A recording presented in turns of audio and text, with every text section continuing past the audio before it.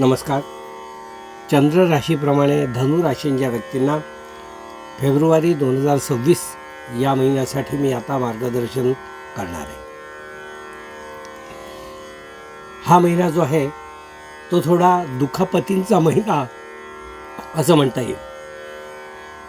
छोट्या छोट्या दुखापती किंवा खरचटणे, लागणे, पडणे, आपटणे अशा गोष्टी या महिन्यात दिसून येतात.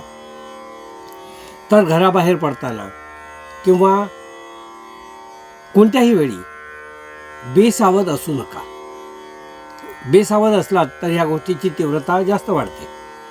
म्हणून बेसावध न राहता प्रत्येक गोष्ट करा, कारण आपल्या गोष्टी ज्या आहेत त्या आपल्याला थांबवता येत नाही, तो चालू ठेवावेच लागतात. त्या ठेवत असताना असे प्रसंग येतात आणि ग्रहमानानुसार अशा गोष्टी घडतात सुद्धा.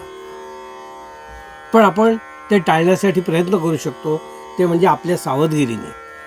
तर आपली सावधगिरी हा सगळ्यात चांगला पर्याय आणि उपाय असं म्हणता येईल. आपण सावध असा म्हणजे या गोष्टी आपल्याला त्रासदायक होणार नाहीत.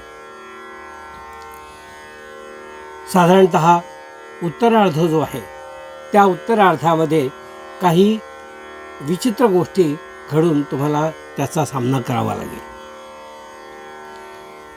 साधारणपणे ज्यांना बीपीचा त्रास आहे त्यांना तो त्रास वाढणे किंवा नसेल त्यांना चालू होणे, काही दुखापती होणे, असा हा कालावधी उत्तरार्ध या महिन्याचा म्हणता येईल.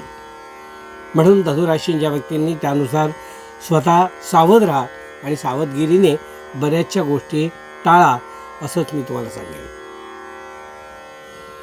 काही गोष्टींमध्ये घाई करणं चुकीचं असतं. जमिनीचा व्यवहार, घराचा व्यवहार, खरेदी विक्रीचा व्यवहार यामध्ये पूर्ण माहिती न काढता आपण केलेले व्यवहार जे आहेत ते फसू शकतात किंवा अडकू शकतात. म्हणून संपूर्ण चौकशी करून सत्यतेचं पडताळा घेऊन मगच या खरेदी आणि विक्री या गोष्टी करा. विशेषतः घर, स्थावर मालमत्ता, जुनं वाहन या सगळ्या गोष्टीचा आपण यासाठी विनियोग करावा. कधीकधी आपले जुनं फर्निचर किंवा जुन्या वाहन असे तुम्हाला काढायचे असतात या गोष्टी. ते काढत असताना त्या योग्य व्यक्तीच्या हातात जात आहेत की नाही किंवा आपण कुठे फसत तर नाही ना, अशी काळजी घ्या की जेणेकरून घाई जी आहे ती तुम्हाला कुठेतरी संकटात येईल. तर तसं करून घेऊ नका. म्हणून ही पूर्वसूचना तुम्हाला मुद्दाम मी देत आहे. विवाह जमलेले जे काही जोडपे असतील त्यांनी लवकरात लवकर मुहूर्त काढून त्या पुढच्या कामाला लागा. कारण कुठल्याही गोष्टीला वेळ खूप महत्त्वाची असते. ही वेळ जे त्या वेळेत ज्या गोष्टी घडतात आणि सहज घडतात त्याचसाठी तुम्हाला नंतर डबल वेळ खर्च द्यावा लागतो किंवा आणखीन नवीन नवीन विचारांशी सामना करावा लागतो. त्यामुळे अशा अनुकूल कालावधीमध्ये हॉल बुक करणे, पत्रिका वाटणे, पत्रिका डिस्ट्रीब्यूट करणे, निर्णय घेणे, त्या लग्नाच्या संबंधी जी कामं आहेत, ज्यांची ठरलेली लग्न आहेत त्यांच्याविषयी बोलतो आहे, त्यांनी लवकरात लवकर निर्णय घ्या आणि ही कामं पुढे पुढे ढकला. घरातील आपले मोठे व्यक्ती ज्या काही सांगतात त्यांची आज्ञा शिरोधार्य माना. त्यांना उलट उत्तर करू नका की जेणेकरून त्यांना दुःख होईल. कारण तुमच्याकडून काही वेळेला असा अनादर होण्याची शक्यता दिसून येते की जेणेकरून ते दुखावले जातील, त्यांना मनोमन वाईट वाटेल. तर असं मोठ्या माणसांना घरातल्या दुखवू नका असाच सल्ला मी या ठिकाणी तुम्हाला देईन. एखादी गोष्ट करायची झाली आपल्याला तर ती करत असताना त्यांचा सल्ला, मोठ्या माणसांचा घरातल्या अवश्य ऐका. तो आपल्याला पटला नाही तरी ऐकून घ्यायला काही हरकत नाही. त्यामुळे तो विशिष्ट सल्ला त्यांचा ऐका आणि त्यांनाही समाधानी राहू दे असं मी म्हणेन. वेगवेगळे मित्र, परिवार किंवा शाळेतलं, कॉलेजचं रियुनियन यातून आपल्याला एक विशिष्ट आनंद साध्य करता येईल.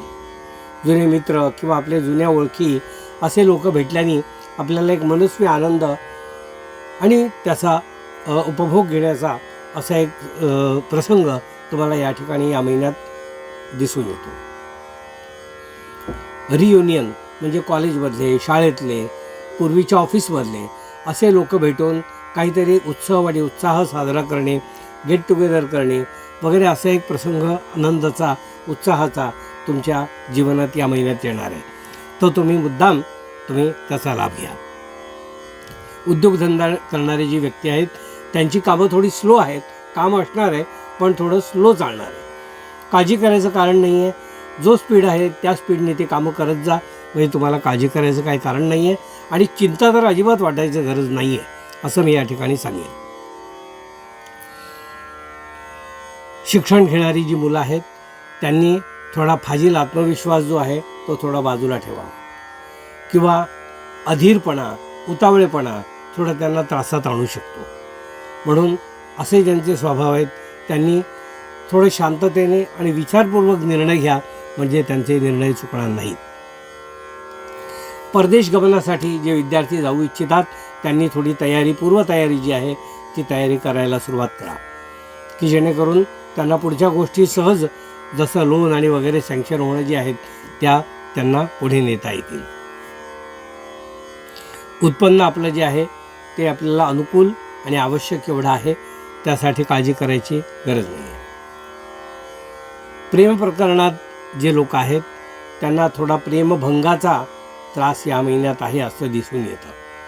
म्हणजे आपण काही गोष्टी गृहीत धरल्यात पण समोरच्या व्यक्तीने त्या गृहीत धरल्या नाहीत आणि अशी जर असा जर आपला दृष्टिकोन असेल तर ते प्रेमभंगाचं दुःख तुम्हाला या महिन्यात वाट्याला येईल. म्हणून तुम्ही पूर्ण विचाराधीन प्रत्येक गोष्ट ठेवून मगच त्याची विचारणा करा किंवा मगच परीक्षा करा असं मी या ठिकाणी तुम्हाला सांगेन. हे होतं धनुराशींच्या व्यक्तीला मार्गदर्शन.